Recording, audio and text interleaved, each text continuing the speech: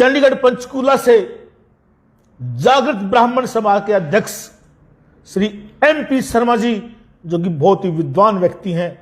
MP Sharma ji, आपका समाचार carry में बहुत बहुत हार्दिक स्वागत सम्मान। धन्यवाद जी।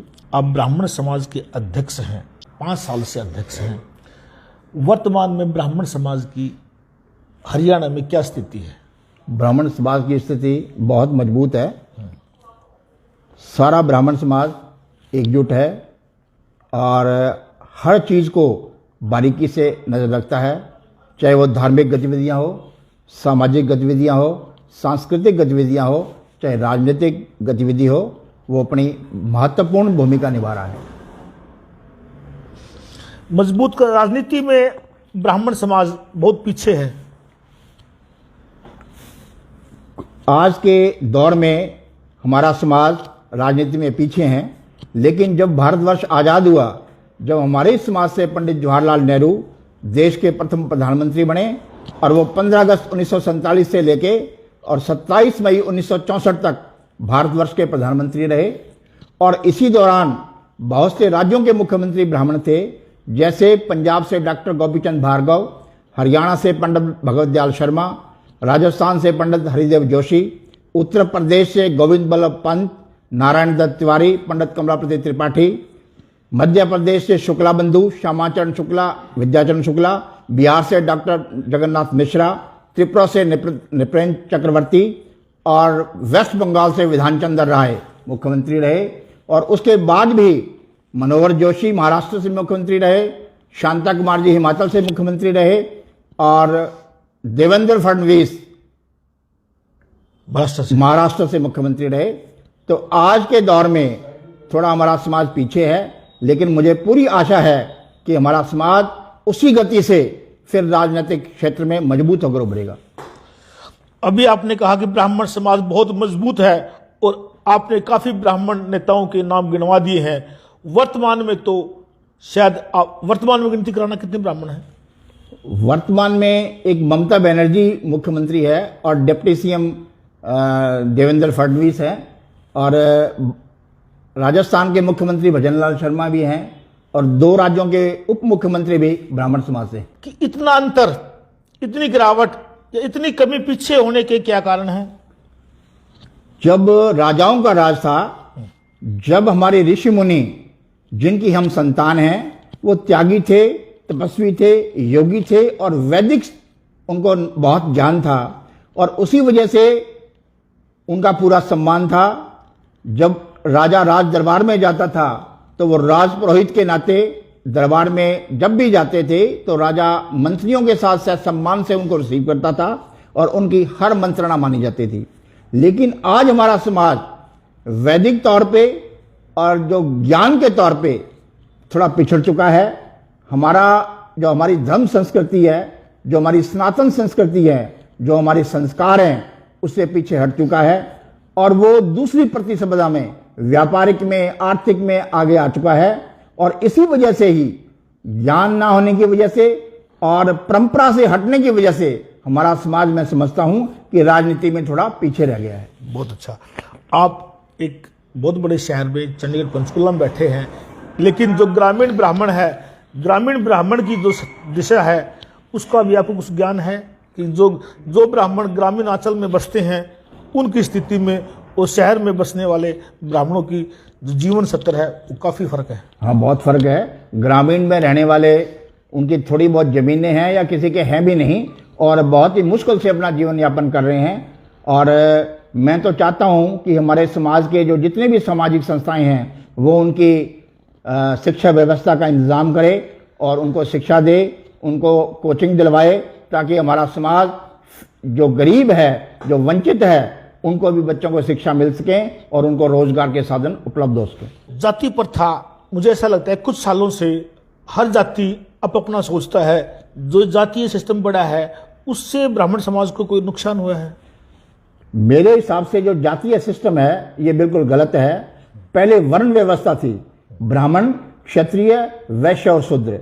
ब्राह्मण का काम था शिक्षा ग्रहण करना और शिक्षा देना, क्षत्रिय देश की रक्षा करते थे, वैश्य समाज उदर प्रबंधन मैनेजमेंट का काम करता था और शूद्र समाज सेवा करता था। उसमें जो भी शिक्षक था वो ब्राह्मण था, लेकिन बाद में इन जातियों का प्रचलन हो गया है। और मैं तो सामाजिक समरसता में विश्वास करता हूं, जाति प्रथा नहीं होनी चाहिए, वर्ण व्यवस्था ही सर्वोपरि है।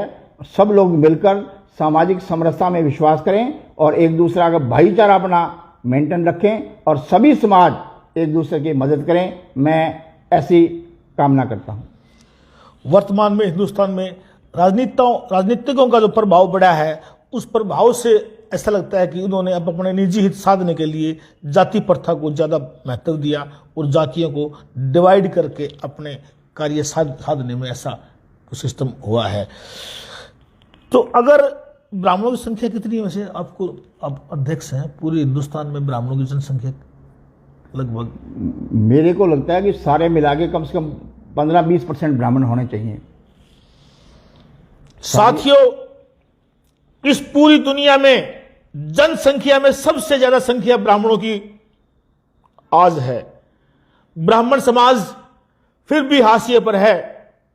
जब से जातीय प्रथा, जातीय सिस्टम को बढ़ावा मिला है, ब्राह्मण की अनदेखी की गई है। जब से राजनेताओं ने निजी हित साधने के लिए जातियों का उपयोग शुरू किया है, तब से ब्राह्मण समाज हाशिए पर है। आप ये बताओ, और पीछे रहने के क्या कारण है इनके अलावा? पीछे रहने का और कोई ज़्यादा बड़ा कारण नहीं है। मैं तो सभी ब्राह्मणों से यह अपील करूंगा कि वो अपने संस्कार हैं, अपनी संस्कृति हैं, उनको अपनाएं और राजनीति में भी, हर सामाजिक कार्यों में भी और धार्मिक कार्यों में भी बढ़ चढ़ के हिस्सा लें और अपने जितने भी ब्राह्मण के अलग अलग हैं वो सारे इकट्ठे होके, एकजुट होके इसका मजबूती से सामना करें। वो दिन दूर नहीं जब ब्राह्मणों का राजनीति में वर्चस्व बढ़ेगा। 2024 में भी जो इलेक्शन है, इसमें भी ब्राह्मण समाज अपनी पूरी ताकत दिखाएगा और एकजुटता का परिचय देगा।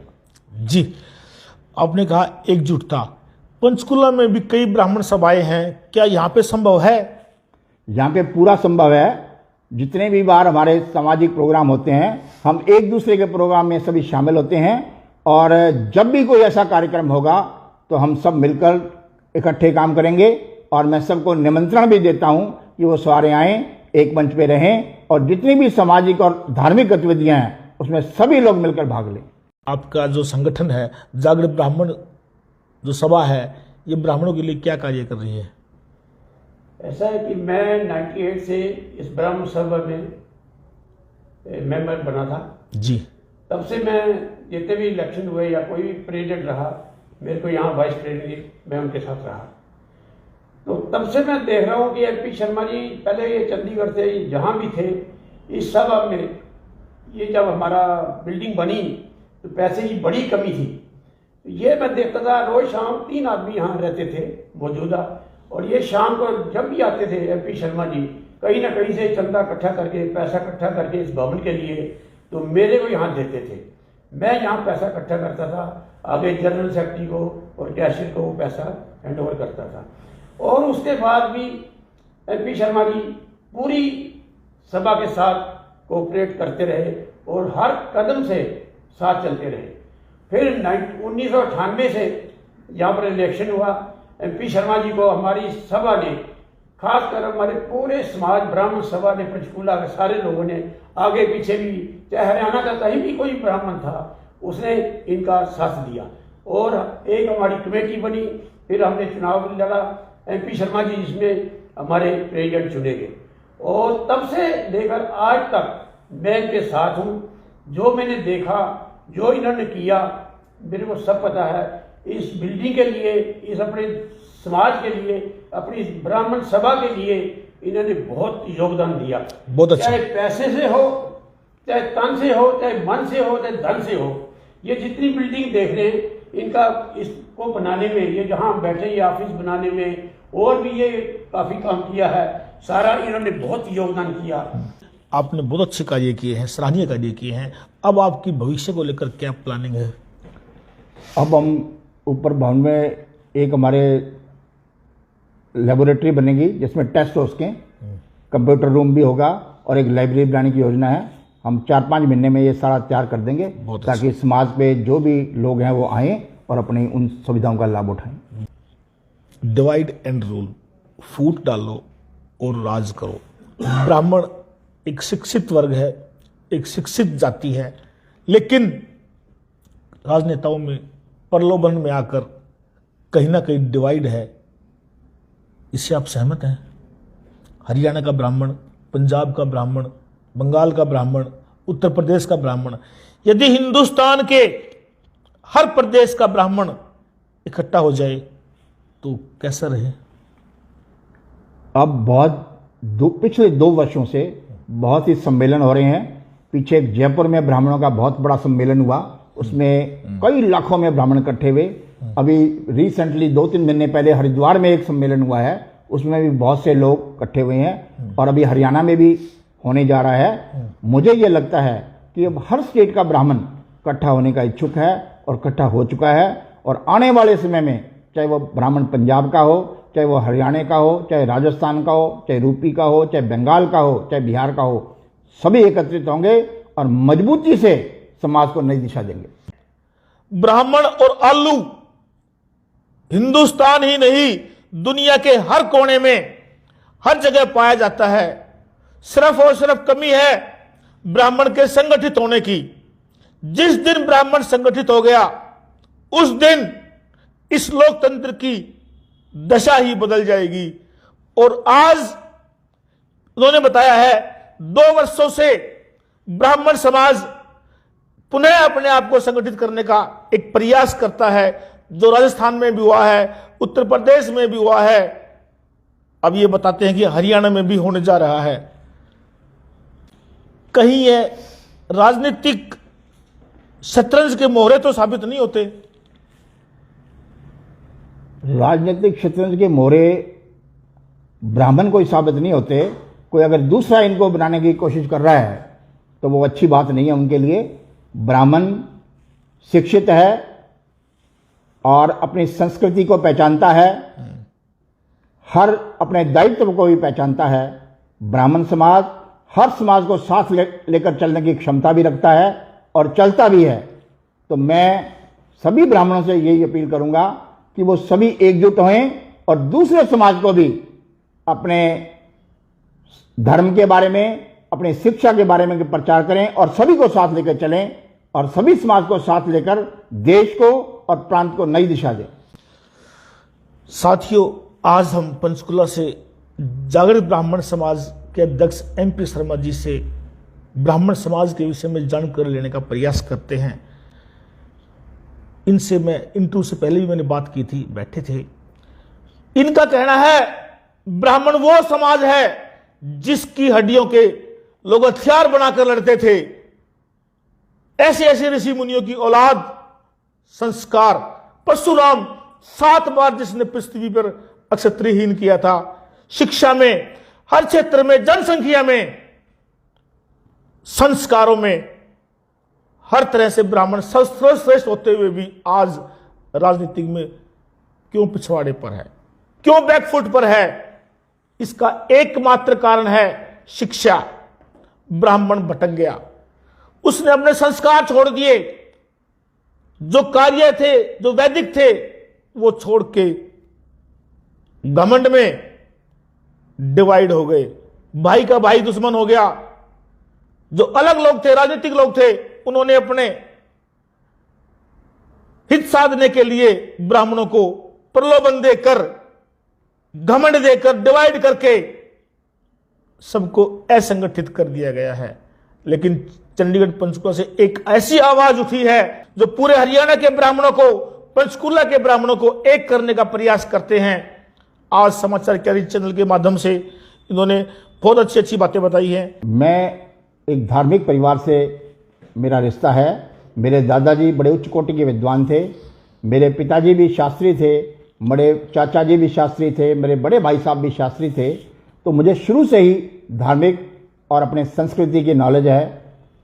हमारे घर में हमेशा गायत्री का यज्ञ होता रहा है, हवन होता रहा है। मैं सारी वैदिक शिक्षा जो है उसका मुझे पूरा ज्ञान है और साथ ही सामाजिक गतिविधियों में भी मैं हमेशा हिस्सा लेता रहा हूँ और मैंने अपने परिवार को भी देखा है। इसलिए मुझे ये ठेस पहुँचती है कि एक हमारा समाज जो बहुत ही अग्रणी समाज था, शिक्षा के क्षेत्र में भी और हर क्षेत्र में भी। तो अब हमारा समाज थोड़ा पीछे रह गया है। इसलिए मैं सभी ब्राह्मणों से यह अपील करता हूं कि अपनी शिक्षा, अपनी संस्कृति से जुड़े रहें। हमारी जो सनातन संस्कृति है उसके दो मूल आधार हैं, वेद माता गायत्री और यज्ञ पिता। जब हम यज्ञ करते हैं तो यज्ञ के माध्यम से हम हव्य और कव्य जब देते हैं तो उससे हमारे देवगण और हमारे पितृगण तृप्त होते हैं और हमें वो आशीर्वाद देते हैं, और उसी आशीर्वाद से ही हमारा समाज फलता फूलता है। और मैं सभी से ये अपील करता हूँ कि हर ब्राह्मण अपनी शिक्षा का प्रचार प्रसार करे, अपने बच्चों को संस्कार दें, शिक्षा दे और दूसरे समाज को भी शिक्षित करे, ताकि हमारी समाज में कीर्ति फैले और हम एकजुट हों और पूरे प्रदेश को और देश को नई दिशा दें। बहुत अच्छा शर्मा जी। अब ब्राह्मण एकजुट होने का आपने बीड़ा उठाया है, तो पंचकूले के ब्राह्मणों को एक करने के लिए आप क्या पहल करेंगे? पंचकुला का ब्राह्मण पहले से ही एक है, लेकिन हम और भी प्रयास करेंगे। पीछे यहाँ भारत संसद के नाम से एक आयोजन हुआ था, उसमें भी हमारे सभी ब्राह्मण एकत्रित हुए थे, और हम आने वाले टाइम में ऐसे आयोजन और करते रहेंगे। और सामाजिक और धार्मिक कार्य भी हमारे होते हैं।